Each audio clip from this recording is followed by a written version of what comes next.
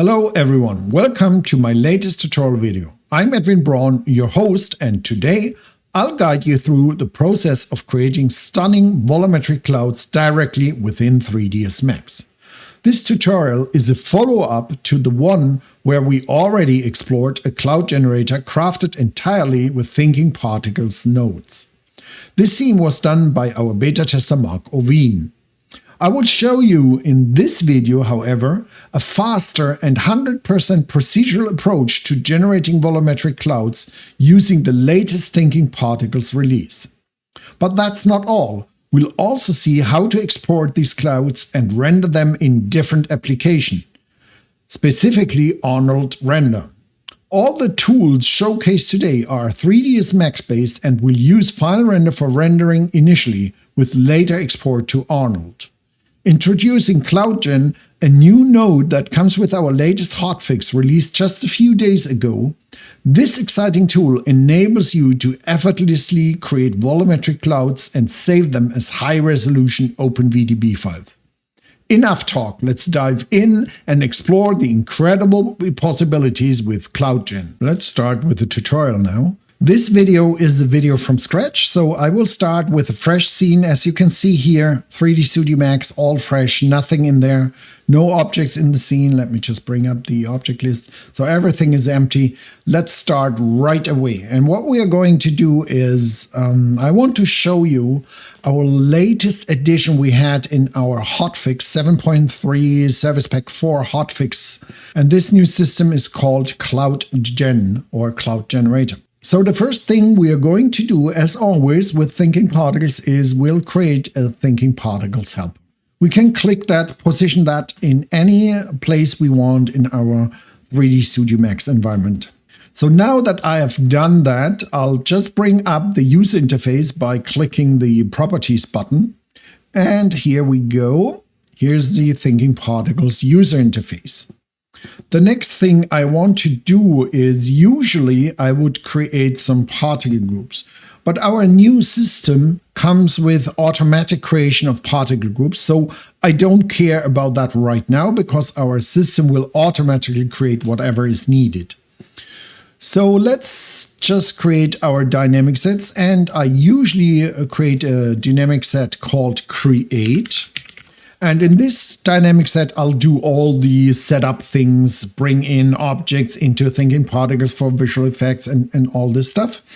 And our next dynamic set should just be the CloudGen dynamic set. So now we have these two dynamic sets and we can start creating stuff. So as I said, our system is automatically adding all it needs. So how about we start with our cloud generation system, our CloudGen, and we'll find it under Black Boxes, Systems, CloudGen.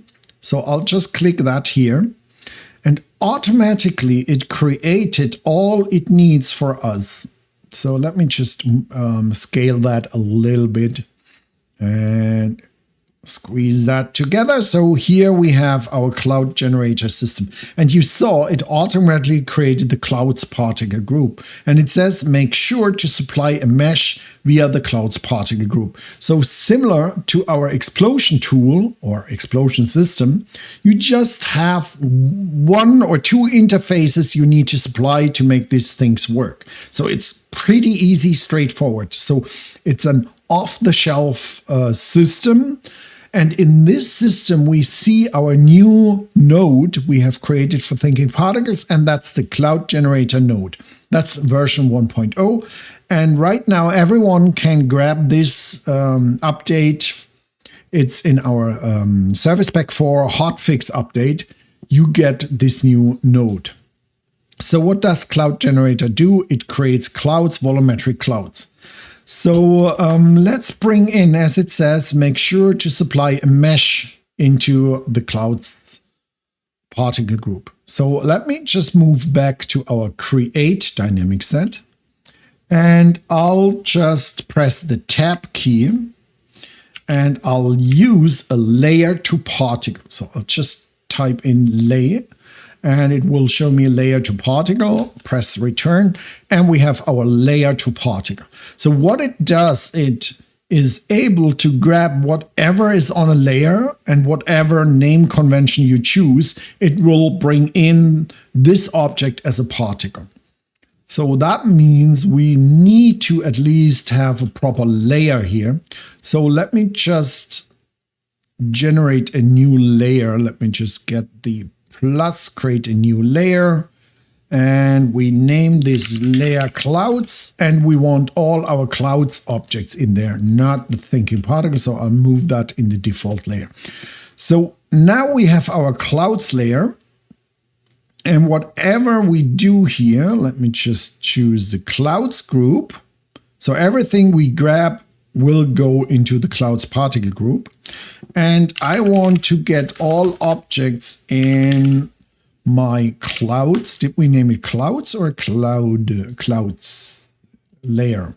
So I'll just do that, and it found it. So everything that is now in clouds, so this is our wildcard. So everything I drop in there will be used and brought into thinking particles as a particle. So we have an automatic setup. So all I need to do is bring in the meshes, and we will automatically turn these meshes into clouds. So let me show you how this works. Let's first model a nice cloud.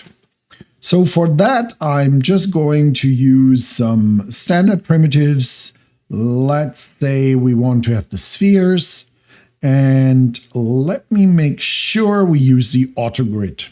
So the first sphere I'll create here, let's say in this size, and then on the surface, I'll create another sphere. I'll create another sphere here.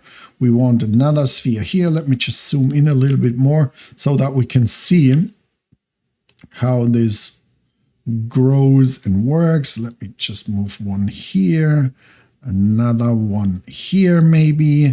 So let's grow in that direction. Again, it doesn't matter how we want to build our cloud. Let me just do that. That was a little mistake. I want to just move on here. And then let's just move here. Up here, a cloud. I think that will be a really nice, amazing cloud. Let's put one here, one here. So I want to do some kind of cloud that is rising up. So I want to have that rise up into the sky, like a really bad weather cloud. Something like that. Maybe we want to have a little bit more isolation on that side. Let me just bring in here another cloud and move a little bit in this direction here, and just something like that. Okay, so let's say this is my cloud design. And now what we want to do is just select all our cloud objects. Let me just go in here, select all our clouds. And let me just collapse them with a Boolean operation, a union of all clouds. So that makes sure that all the intersections are properly done. We have no internal faces, but probably we would not need to do that. But that's just a cleaner looking thing here. So that looks nice. Yeah. That looks amazing. So this is my cloud. Another thing I might want to have is maybe an FFD modifier. Let me just put an FFD here, and let's just make sure we get these typical flat lower parts. So I'll select those. So I squeeze them together. I want some general deformations here, something like that, just to make it look a little bit more organic. Oh, that doesn't look good. Something like that. And maybe we'll just drag that more in that direction so that we get kind of this flat looking surface here. Okay, so that looks good. Or not, we'll decide later. Okay, so now I created this object, this mesh object in my clouds layer. It's this sphere. We can rename it if we want, just to make it clean. Let's say my cloud. So that's my cloud. And now let's go back to thinkingParticles and do some adjustments in thinkingParticles. So as you remember, all we did is create some spheres, put them on the correct layer. The layer to particle automatically grabs my cloud object and turns it into a particle and stores it in the particle group clouds. So that's all we did. The rest is our systems. And you remember, I just right-click, one mouse click created this system. We put all the objects in here, so we should be good to go. However, what I want to do is I want to hide my cloud. So let me just hide that. Let me just move that a little bit over here. So now here, the mesh is gone. However, 3D Studio or thinkingParticles will show us the mesh. So I'll turn off show the settings, and in the clouds I will say, okay, I want locally, no, don't show the mesh, just show the volume. And now if I start the simulation, we will see here's our simulation.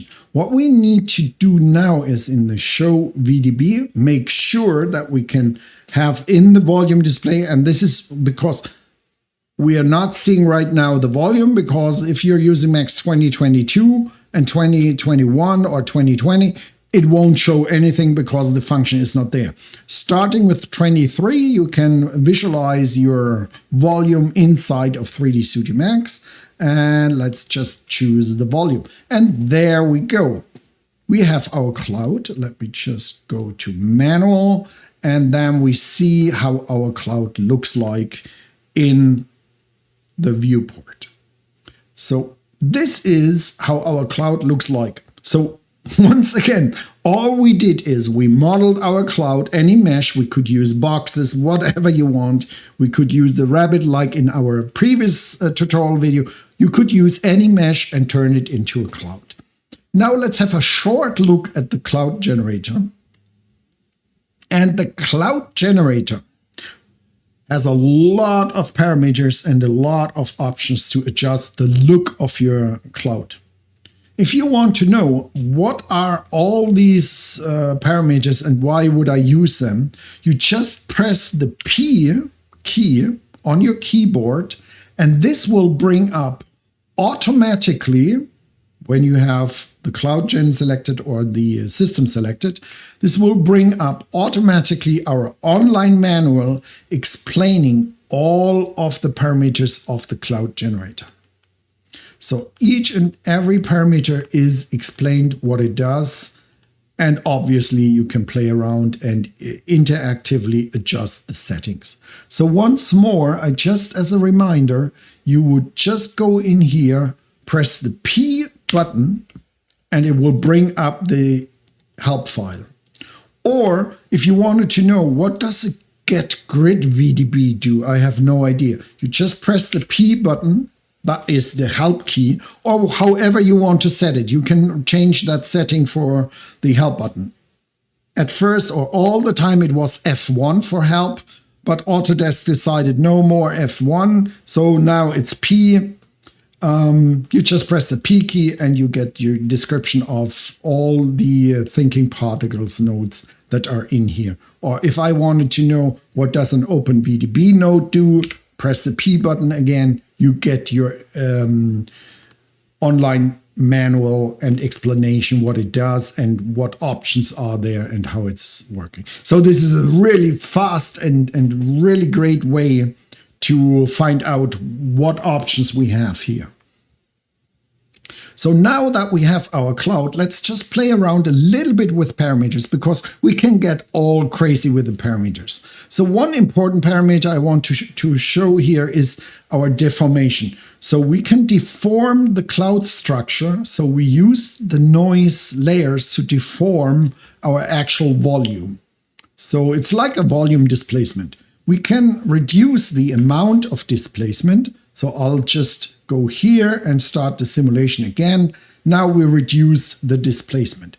And let me just show you another little trick. I'll turn off edit on the fly. And this means now I don't have to do the simulation steps again. It will update instantly whenever I change a value.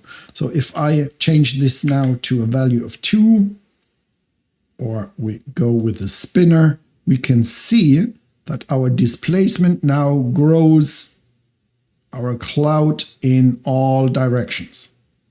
So let me just keep that at 4 because I really like that. And then we can also control the density of our cloud, so how transparent the cloud is. If we want a very dense cloud and so on, let's keep it at 1.2.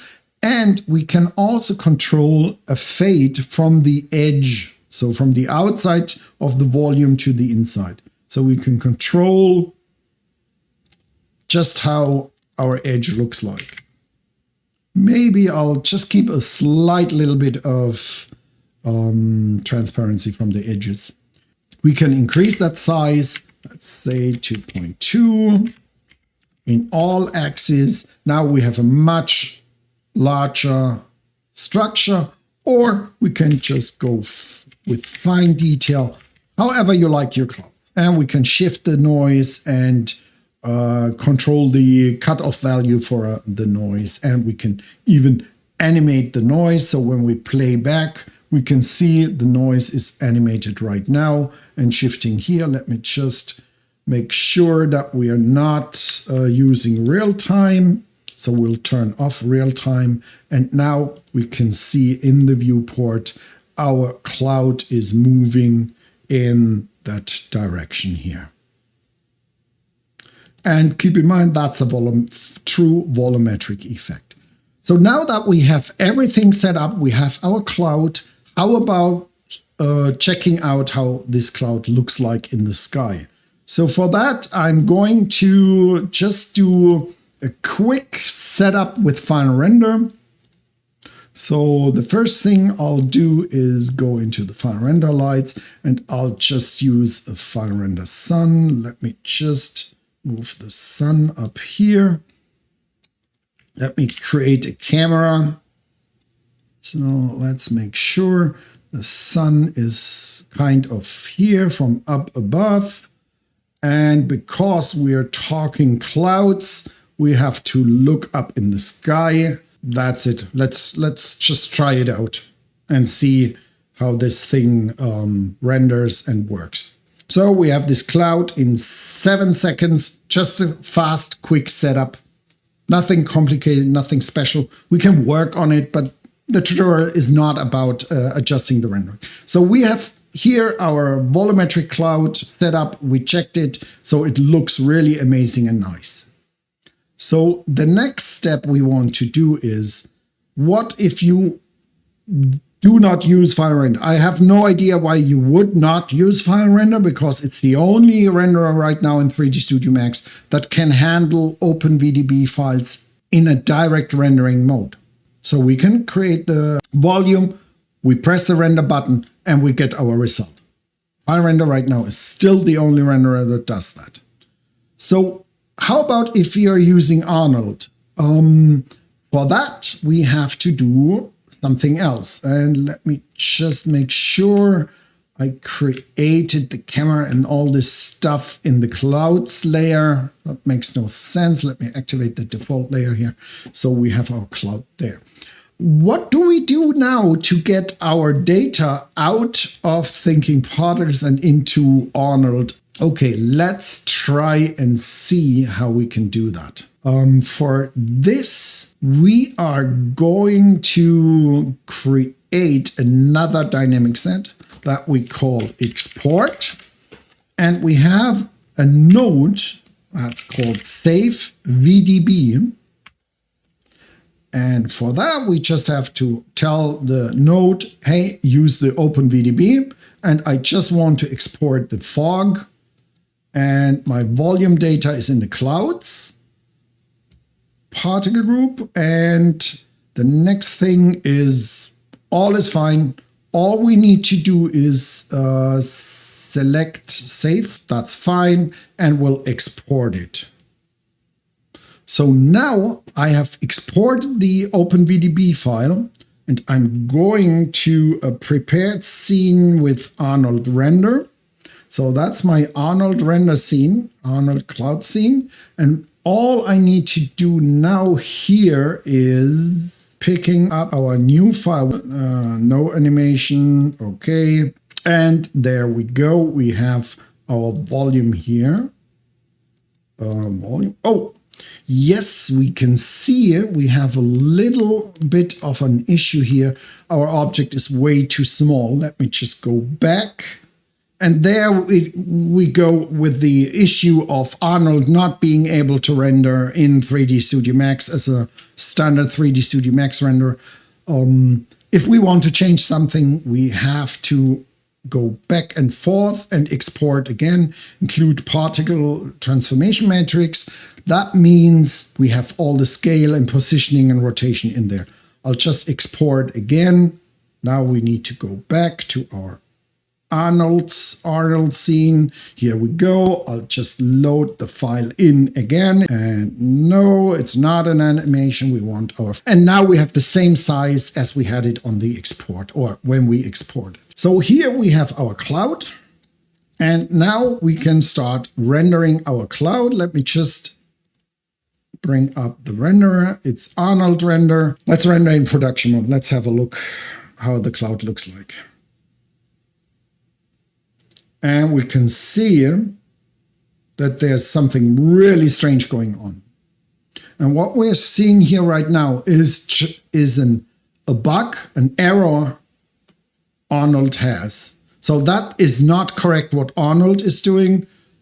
VRAY is doing the same, and even Houdini is doing the same. They are all doing wrong rendering of OpenVDB files. And the only renderer right now we found that can do proper rendering, obviously, is, as we can see here, is finalRender. We are writing out an OpenVDB standard file. And let's have a look in the viewport. What is Arnold viewport looking? So Arnold viewport looks perfect. That's how the cloud looks like. It doesn't look like these steps and stairs and things.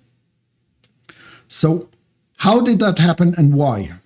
So it took us some time to find out what Arnold and VRAY and the other renderers are doing, and even Houdini is doing. They are actually not rendering the proper data.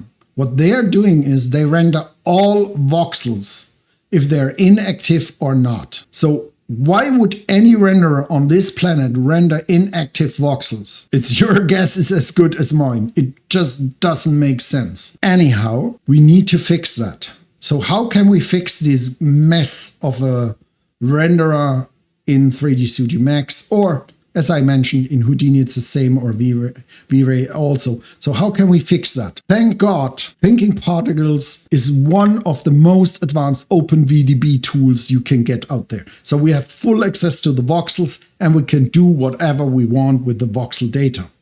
So now let's try to fix that.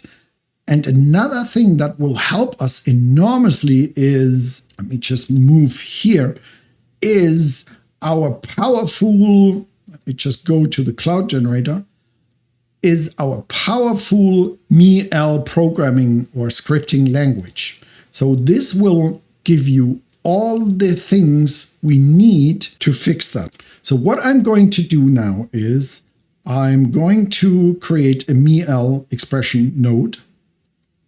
So now I created the MEL expression node. We can ignore this error message because we have edit on the fly off. So that means it evaluates every time I do something, it evaluates things. So Let me just select that, go into the editor.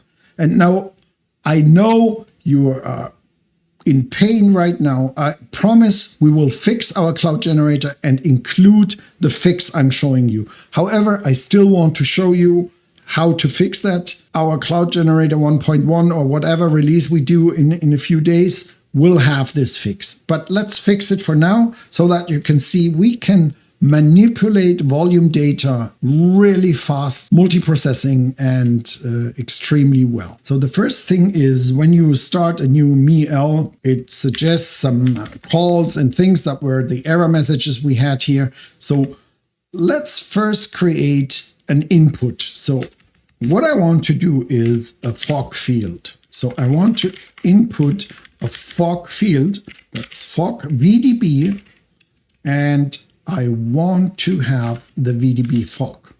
So now we have an input for VDB fog, and that first input is in parallel processing. So we get all the multiprocessing power you have in your machine. So every single processor will be used.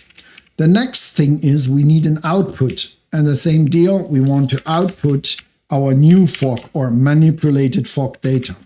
So for that, we do the same thing here. We do VDB fog as an output, and we don't need that. So now what we did is we created two inputs. Look, when I compile, we have an input fog and an output fog. So this is what we just did. We created these fog. And if I ever wanted to know what does input desk mean, I have no idea. We just press the S help button and we get the same deal. Our online manual with the input description in here. We can just jump there with all the examples, how it works, what the parameters are. So you're never lost and never alone. Just press the selective help and you're there. So the next thing we want to make sure is that we manipulate our voxel data. So as I mentioned, our first input is fog. So MEL will go over all voxels in a parallel way. So everything we get in here is a voxel.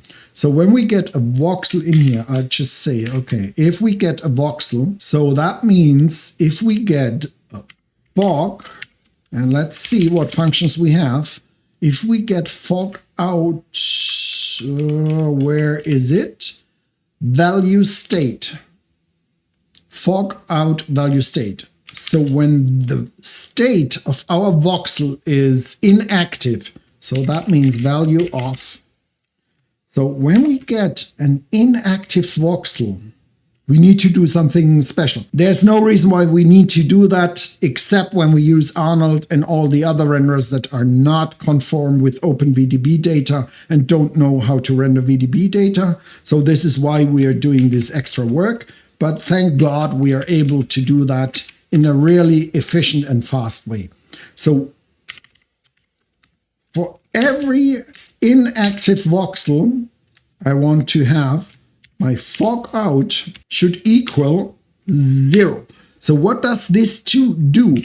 This is a little trick. So every inactive voxel, which they should not render, but they still do and ignore inactive voxels. They just render every single voxel. So for every inactive voxel, I just set the value to 0. That means it's transparent. So the renderer is still managing the memory and rendering, but with 0 transparency. So for all other situations, so else, for all other situations, I want to do something else. I want to have my fog out equal my fog in, the original fog in, the original value. So now this should fix our issue we have with Arnold, Houdini, VRAY, and all the other renderers out there that don't follow OpenVDB standards. So now we have everything in there. So if it's inactive, we set it to 0, else we use the original value. Let's just compile. Works without errors, no errors. So that's fine. So all we need to do now is feed in our fog value, filter this, and get it back. So even though our system is made and already working as it should, we are able to interact with the system and do modifications to it. So now, let me just go back and forth. We can see there's no change for us because we are doing the stuff right. So nothing will change for finalRender, for thinkingParticles. All is fine. However, when we now export the exactly same scene, I'll just say export, file is exported, we'll go to our different Arnold scene, and I'll import the VDB again. Let's just import the VDB again. No, I already answered that. So no change. We have no visual change in our viewport. So let's see how our rendering looks now. And there we go. We have our perfect cloud. So just once more an explanation. We had to do that to fix an issue Arnold, Houdini, and VRAY has in properly rendering VDB files. And you saw that we are actually able to fix what all these renderers can't do properly. And again, once more, when we do the rendering in finalRender, we get the clean, good result. Okay, let me just summarize what we did here and then stop this tutorial. So most importantly, after the fact, I introduced a new expression that will help us fix an issue we have in Houdini, in Arnold, by inactive voxels setting the value to 0 because they are still rendering inactive voxels, which doesn't make sense at all, but they do it. Who cares? We can set it to 0. They should render nothing. So we did that modifications. However, for our own highly optimized way with finalRender that uses nano VDB, GPU rendering for volumetrics, that's really fast. In a few seconds, we can render this cloud. We can just connect those two and it works just out of the box. Then our cloud generator has a lot of parameters you can go and play around. And I mentioned, press the P button. Whenever you select the node, you press the P button. This will bring up our online help file, will show you exactly the node you selected. And you can read up all the parameters and what it does. So you have a lot of parameters to adjust the cloud. And you can animate also these parameters as I mentioned before. And for example, we have this edge fade. So we can fade from the outside to inside and the other way around. So a lot of things can be done here. So that's our new tool, Cloud Generator. It's under the systems. You go to Black Box Systems, CloudGen. Cloud Generator is part of our latest hotfix for thinkingParticles. It allows you to create clouds really fast at interactive rates with a lot of flexibility, and it's really fun and great to do. So you will never ever have to buy any VDB cloud. You can create whatever resolution you want. You can create 10 gigabyte cloud VDB files if you want. You can go crazy with your resolution, save it out and use whatever renderer you want, because now you know how to fix it. As I mentioned, in our next release, next hotfix or release we will bring out, we already will include this fix for the external renderers as well. So thanks for watching this tutorial video. I hope you learned something and enjoyed this video. Please subscribe to our channel. We will bring out more videos. Thanks for watching and goodbye.